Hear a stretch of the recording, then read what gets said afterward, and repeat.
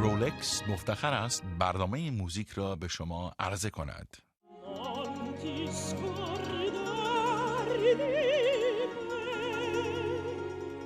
او یکی از چند وجهی ترین هنرمندان جهان است. هنرمندی با بینش که 5 جایزه گرمی برده. Finalement, le secret c'est la passion. Dans tout, c'est l'ingrédient plus important. Vision et passion. او زندگیش را از دریچه‌ای خاص به ما نشان می‌دهد.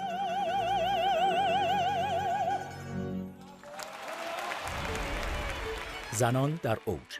سیسیلیا بارتولی.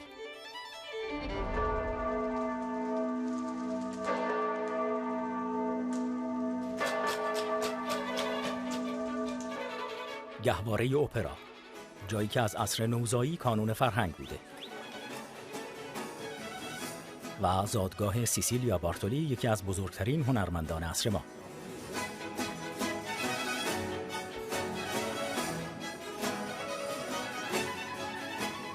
Firenze è magica, è una città meravigliosa. La primissima opera fu cantata proprio qui a Firenze.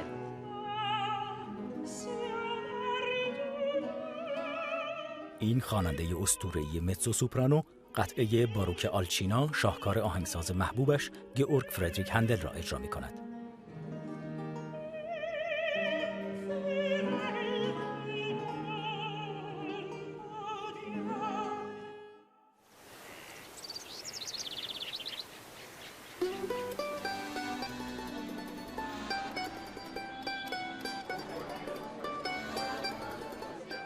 سیسیلیا شوق موسیقی را مدیون مادرش سیلوانا بازونی بارتولی است.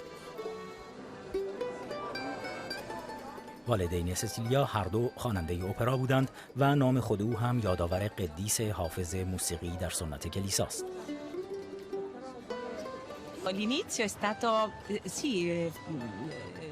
posso dire naturale in realtà, perché mia mamma cantava, io ero nella sua pancia e lei cantava.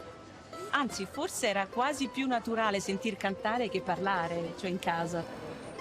این دو پیوند عمیقی دارند. مادر سیسیلیا تنها معلم او بوده، کسی که صدای خاص او را پرورش داده.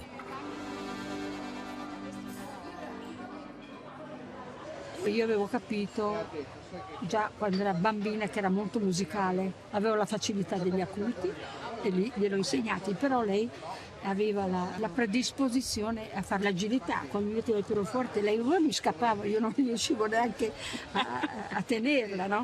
No, qui a tempo. Ma se mi toccano dove vedere sarona di vera sarò. E cento trappole prima di cedere farò giocare. Però lei è stata anche furba. Lei mi ha dato questa tecnica solida che mi ha permesso di cantare per 35 anni e ancora lo faccio. این خواننده ایتالیایی خیلی سریع مسیر جهانی شدن را پیمود. آلبوم‌های تاریخ‌ساز او معروف شدند و تاکنون بیش از 10 میلیون نسخه از آنها به فروش رفته، یعنی بیش از هر آوازخوان کلاسیک دیگری.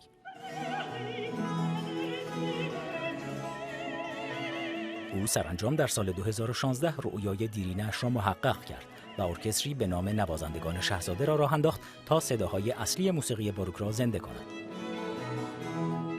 Ormai è diventato un team, un po' una famiglia. È vero. Ci intendiamo musicalmente, basta uno sguardo, sia Cecilia con noi, sia io con i musicieni. Come diceva appunto il maestro, con i musicieni di opera ci conosciamo, respiriamo insieme e penso che questo sia proprio fondamentale. Respirare insieme e far musica è il segreto. Essenzialmente noi usiamo gli strumenti, copie di strumenti spesso che venivano usati all'epoca del compositore.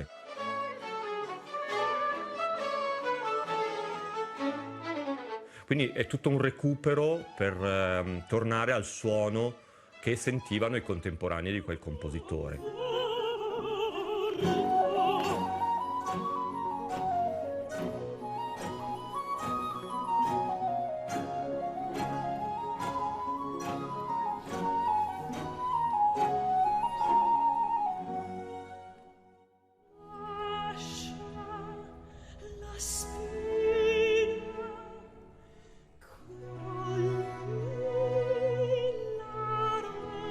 سیسیلیا به آثار برجسته موسیقی ادای دین می کند. او که شیفته موسیقی گذشته است تا کنون شاهکارهایی از آهنگسازان فراموش شده را کشف کرده. Ça, c'est la curiosité. Alors, c'était grâce à des grands musiciens qui, eux-mêmes, ils ont eu la curiosité d'aller chercher du répertoire et ils m'ont transmis ce désir de recherche. Et je pense que c'est, oui, il y a encore de la musique à découvrir qu'on ne connaît pas aujourd'hui et que ça vaut le coup, ça vaut la peine. انگیزه اولیه او علاقه‌اش به قطعات ویژه صدای کاستراتی ها بود و همین سبب شد برخی از این قطعات را خودش اجرا کند.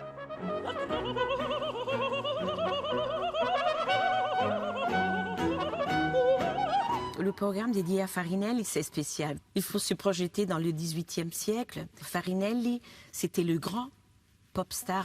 Il avait une flexibilité dans la voix. Il avait aussi, il arrivait à faire des choses tellement magnifiques dans la douceur, dans la grande agilité aussi, la pyrotechnique. Lui, il pouvait vraiment dialoguer avec les instruments de l'orchestre.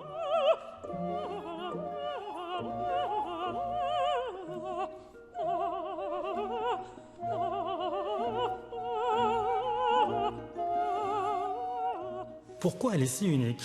Eh bien parce que tout est simple avec elle. Quand elle arrive, automatiquement elle capte la lumière et elle a ce privilège des très grands qui est la simplicité. Et je dirais que chaque fois qu'on joue ensemble un morceau, on le recrée à chaque fois. C'est-à-dire qu'on est dans la magie de l'instant du concert. Il n'y a pas deux concerts qui sont identiques. Et c'est d'ailleurs ce qui fait la magie et l'entretien de cette magie sur toutes ces années.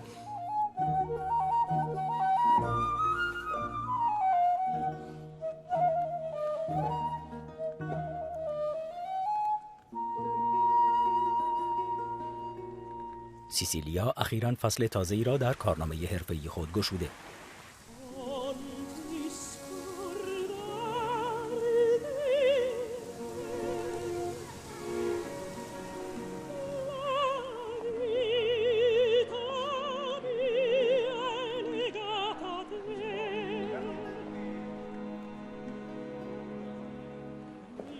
فعالیت او از روی صحنه به پشت صحنه رسیده است و امروز مدیر اپراخانه مونت کارلو شده، یعنی نخستین مدیر زن تاریخ این اپرا.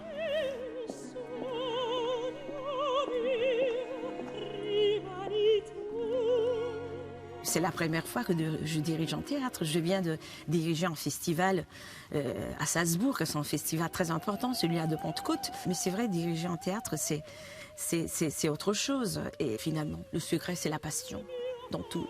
C'est l'ingrédient plus important. Vision et passion. خانه هنری تازه سیسیلیا بارتولی در 1897 گشایش یافته و ساخته شارل گارنیه، سازنده اپراخانه پاریس است. Dès qu'on rentre, on arrive à ressentir tout de suite cette tradition incroyable. C'est magnifique, c'est un lieu magique.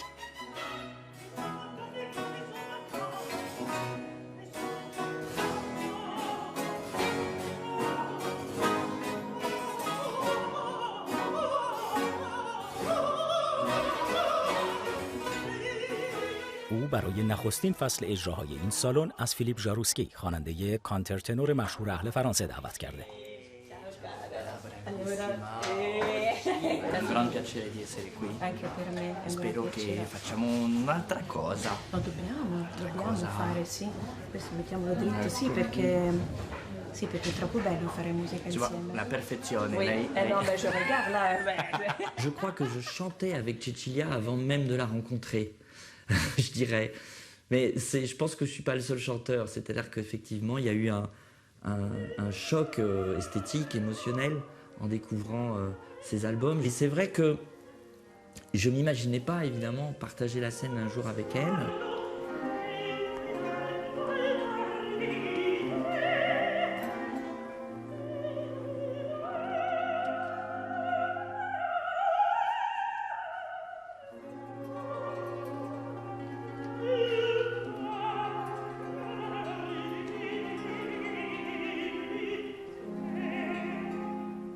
On a beaucoup de plaisir à jouer aussi ensemble.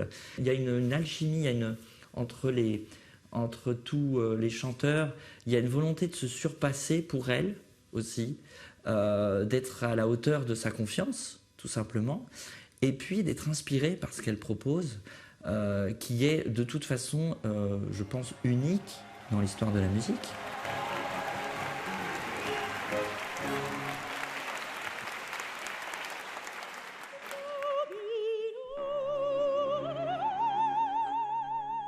سیسیلیا از خوانندگی تنور انتظارات زیادی دارد. او می‌خواهد شنوندگانش را در اپراخانه‌اش به سفری موسیقایی در طول 3 قرن ببرد، در حالی که خودش همچنان اشتیاق روی صحنه رفتن را دارد. D'être sur scène, c'est... On ne peut pas comparer ça. Il n'y a pas de mots pour ça, non? On s'arrête. Là, tout le monde s'arrête de respirer. On est suspendu. Et c'est une autre dimension. Là, on peut parler même d'un moment sacré.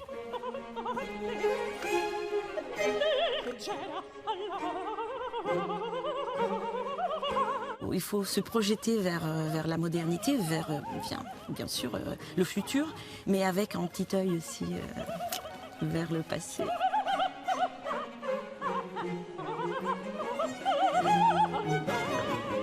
Le rêve, c'est d'être là et continuer à faire de la belle musique, de continuer cette passion et de la partager.